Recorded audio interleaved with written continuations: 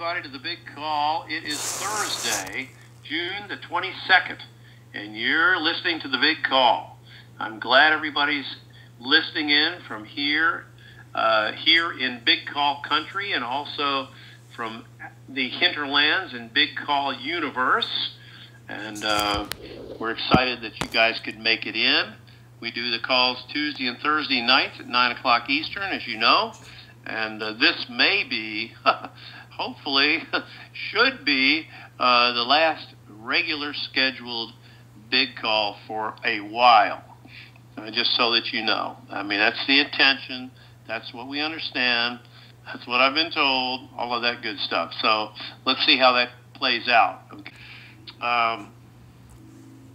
Let's take a look at where we are, and with our blessing, and I can give you kind of an idea of what's been going on. First of all, let's just take a look at Iraq. This does make a lot of difference to us, that we do get this information that we're getting directly from Iraq. Sometimes some of it's from Baghdad, some of it's from other towns in Baghdad, in Iraq. A lot of it's from, a number of places. You guys know that we're getting toward the very end of Ramadan. My understanding is the ending is actually on Saturday, and there's a 3-day holiday that begins either right then or right after, which would be Eid. I don't know if it's Eid al-Fitr or something else, but those 3 days are days of gifting for people in Iraq, to gift to each other. It's important that they have something to give during that time, and what could be better than to have everything lined up for them to start at that time. So what I am hearing is going on Saturday in Iraq from an Iraqi that's there and that knows, and I've got sources there, is that there's a grand celebration that's going to start Saturday at 11:30 in the morning in Iraq, Iraqi time, on Saturday. It's going to go for 3 days, Saturday, Sunday, Monday. Now, what would they be celebrating? Remember those announcements that we're looking for to come out? We've got the sovereignty of Iraq. We've got liberation of Mosul, which, as an aside note, the news that you're hearing about Mosul is not really what happened in Mosul. Without going into any detail, trust me, it's just different than how it's being represented. But they're going to talk about the liberation of Mosul. They're going to talk about release from Chapter 7 and admittance into Chapter 8 by the UN. We've got the announcement about the currency, the actual revaluation. We've got the fact that they're on a world stage with, a currency that can be traded internationally. They've got a gold-backed currency.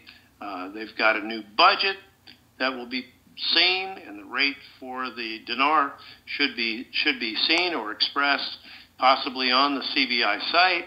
There's about 5 or 6 different things that can be talked about. Now, the question is, what's the timing on that?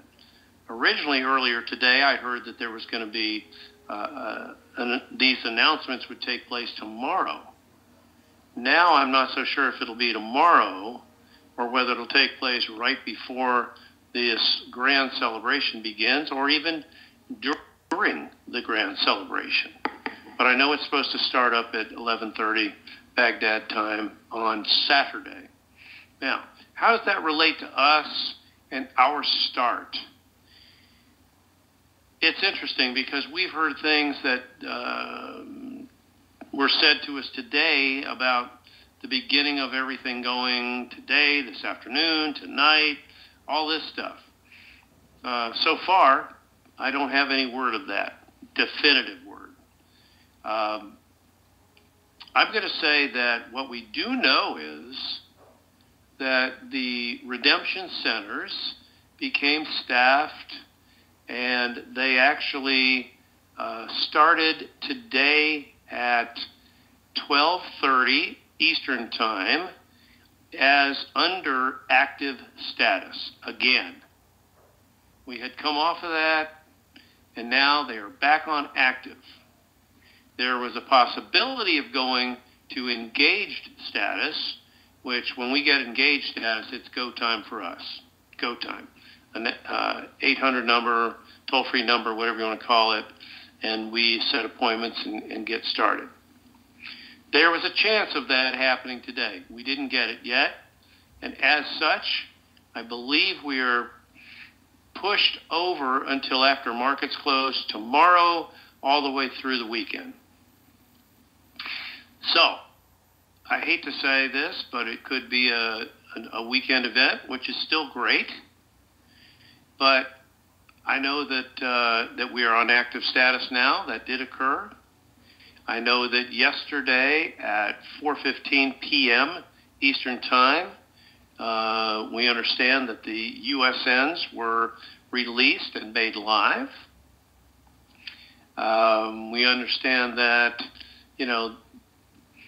that we know that people that have been exchanged already and that have worked through certain aspects of their post-exchange investments and banking, we know that they will have access to their funds sometime Monday night into Tuesday morning. Okay, so even people that have already gone and have some liquidity, not much, but some, are waiting until, looks like Monday evening, all the way into possibly Tuesday morning for the full liquidity. So that's just something we can kind of keep in the back of our mind. As far as what's been going on out west, everything's moving along nicely. We are looking for the remaining Tier 3s and the core groups to be funded and to have access to those funds. Now, I can't tell you exactly when that's going to happen, but I know that our Tier 4, us, the Internet group, is supposed to get started after those two categories, Tier 3s and the core groups, are hydrated, and then we should go next. So that's really where we are. We know that things are happening to move us along. There have been some large tranches of funds that have come in over last weekend. I think I mentioned this on Tuesday's call, that we had a major tranche come in on Sunday night and another one on Monday night that are quite large, and those are in position now to, for the funding that's going to be necessary for our exchanges. Okay? So we are really in a good position with money that's been moved around, and they'll probably continue to have more funds moved around. I don't think we're done, but I think we've got enough to get started. And I'm excited and ready to go. I will say this. I was advised today that this should very well be the last big call for a while. In other words, we should be able to take our month off after tonight and get back. One of the things that Bob's doing is learning about really from the very top experts how we're going to structure our podcasts, how we're going to set things up in our future to be in touch with you guys, all of that techno stuff. He's on that now in that conference. So we're preparing for what we're going to do after this blessing comes. And so I want you to know we're still intending to get the toll-free number. My understanding is, I don't know if I'm the only one or not, for sure. I've been told yes, I've been told no, so we'll see. But if I do get it, and I'm honored like that, I'll put it out on the website as indicated, and then I'll put it to some other locations online so that if people don't go to the website, they can find it elsewhere. But I'll do all that as soon as I'm able to do that. which I don't know when that's going to be, because we don't know when our start time is exactly. We know roughly. I think an interesting thing is going to be to witness any more announcements from Iraq and their celebrations starting at 11:30 in the morning. That's Baghdad time now on Saturday. So, as far as rates continue to go up, especially on the Zim. And I do know some of those, but I'm not going to tell you guys where it is now. You do have the ability, guys, as you know, to privately negotiate in the redemption centers. I can't speak for the regular banks. Don't know that you're going to have that ability to negotiate in the just normal bank branches. So that's why I recommend that you pay attention to an 800 number and call that number to set up your appointments. And then those should be in the 7,430 plus redemption centers in North America. Those of you outside of North America, you can utilize, HSBC would be your great opportunity. Obviously in Canada, you've got RBC, Toronto Dominion, and Scotiabank to work with, in addition to HSBC. And also in Central and South America, you have Banco Popular, which I understand may be purchased by Banco Santander out of Spain. So I'm not positive about that, but I did hear something a couple days ago about Banco Santander possibly picking up Banco Popular. So we'll see how that goes.